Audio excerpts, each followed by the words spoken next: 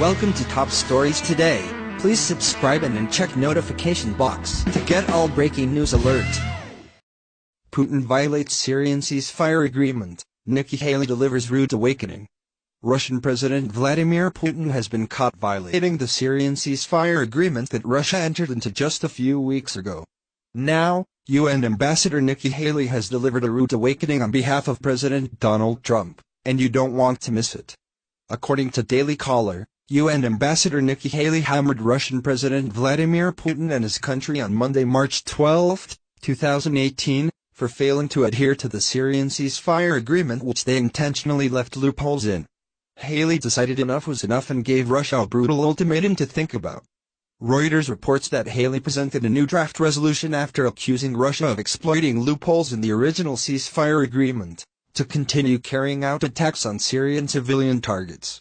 Speaking before the UN, Haley demanded a new 30-day ceasefire in Syria's rebel enclave of eastern Ghouta. Haley reportedly told the council that a ceasefire agreement adopted 2 weeks prior has failed as reports came in of civilian casualties the Syrian government caused with backing from Russia. 16 days ago, we sat around the negotiating table with our Security Council colleagues, and we agreed to a 30-day ceasefire in the brutal bombardment of civilians in Syria, Haley said. The negotiations were long and difficult. Every minute we delayed meant more innocent people were killed. But the Russian delegation stalled and drew out the talks. They had conditions they insisted on before they would allow the killing to stop. The United States was reluctant to accept those conditions. But, in order to stop the killing in Syria, we accepted them, she continued. We attempted to work with Russia, in good faith, to end the violence in Syria. As a result, 16 days ago, we came to an agreement. Russia cast its vote in favor of the agreement, and with that vote, Russia promised its support for a 30-day ceasefire, as did the rest of the members of the Security Council, Haley furthered. With that vote, Russia said that it too wanted to create the conditions for food and medicine to reach starving Syrian families. With that vote, Russia told us it would use its influence with the Syrian regime to silence the guns in Syria, Haley added before she went on to explain that Russia vowed to honor the ceasefire they voted to demand. The ambassador added that Russia voted to stop the killing in Syria. Then, Haley let loose. Today, we see their actions don't match those commitments as bombs continue dropping on the children of eastern Ghouta. Today, we must ask if Russia can no longer influence the Assad regime to stop the horrific destruction of hospitals, medical clinics, and ambulances, to stop dropping chemical weapons on villages. Has the situation in Syria reversed, and Russia is now the tool of Assad? Haley asked. Or worse, Iran, she added. We must ask these questions, because we know the Russians themselves have continued their own bombing. In the first 4 days following the ceasefire, Russian military aircraft conducted at least 20 daily bombing missions in Damascus and eastern Ghouta.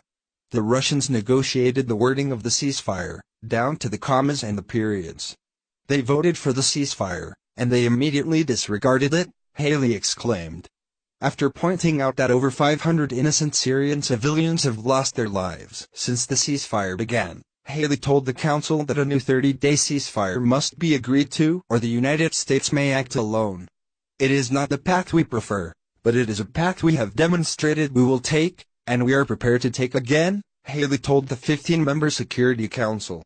When the international community consistently fails to act, there are times when states are compelled to take their own action, she declared. We have drafted a new ceasefire resolution that provides no room for evasion, Haley added. The situation of the civilians in eastern Ghouta is dire. And, the United States is acting, she concluded, delivering a promise to Russia and the Security Council that the United States is about to start dishing out some needed punishment if Syria and Russia do not stop killing innocent civilians. It's clear that many Americans would like to see our military stand down and take a position of non-engagement in Syria, but we can now see the destructive consequences of that kind of thinking from what happened when former President Barack Obama pulled our military out of Iraq, leaving a power vacuum that gave rise to ISIS. Our president and the ambassador know that Russia only responds to strength, and that is exactly what our country shows with Haley at the negotiation table. Why do the Democrats favor non-Americans over Americans? What do you think about this? Please share this news and scroll down to comment below, and don't forget to subscribe Top Stories Today.